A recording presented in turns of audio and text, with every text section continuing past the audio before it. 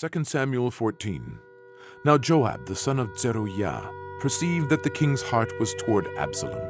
And Joab sent to Tekoa, and fetched thence a wise woman, and said unto her, I pray thee, feign thyself to be a mourner, and put on now mourning apparel, and anoint not thyself with oil, but be as a woman that had a long time mourned for the dead. And come to the king, and speak on this manner unto him. So Joab put the words in her mouth. And when the woman of Tekoa spake unto the king, she fell on her face to the ground, and did obeisance, and said, Help, O king. And the king said unto her, What aileth thee? And she answered, I am indeed a widow woman, and mine husband is dead. And thy handmaid had 2 sons, and they 2 strove together in the field, and there was none to part them. But the one smote the other, and slew him. And behold, the whole family is risen against thine handmaid. And they said, Deliver him that smote his brother, that we may kill him, for the life of his brother whom he slew. And we will destroy the heir also. And so they shall quench my coal which is left, and shall not leave to my husband neither name nor remainder upon the earth. And the king said unto the woman, Go to thine house, and I will give charge concerning thee. And the woman of Tekoa said unto the king, My lord, O king, the iniquity be on me, and on my father's house, and the king and his throne be guiltless. And the king said, Whosoever saith aught unto thee, bring him to me, and he shall not touch thee any more. Then said she, I pray thee, let the king remember the Lord thy God, that thou wouldest not suffer the revengers of blood to destroy any more, lest they destroy my son. And he said, As the Lord liveth, there shall not one hair of thy son fall to the earth. Then the woman said, Let thine handmaid, I pray thee, speak one word unto my lord the king. And he said, Say on. And the woman said, Wherefore then hast thou thought such a thing against the people of God? For the king doth speak this thing as one which is faulty, in that the king doth not fetch home again his banished. For we must needs die, and are as waters spilt on the ground, which cannot be gathered up again. Neither doth God respect any person, yet doth he devise means, that his banished be not expelled from him.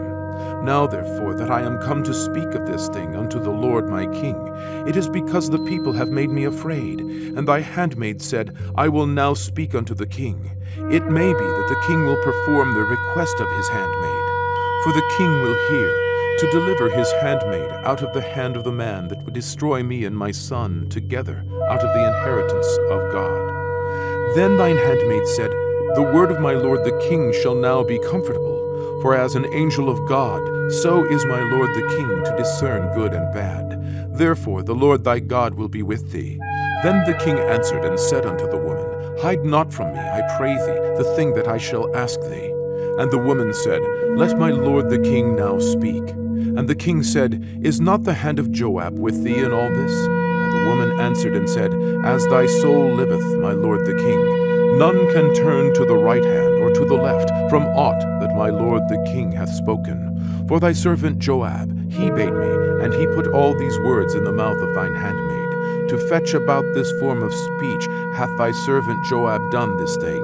And my lord is wise, according to the wisdom of an angel of God, to know all things that are in the earth. And the king said unto Joab, Behold now, I have done this thing. Go therefore, bring the young man Absalom again.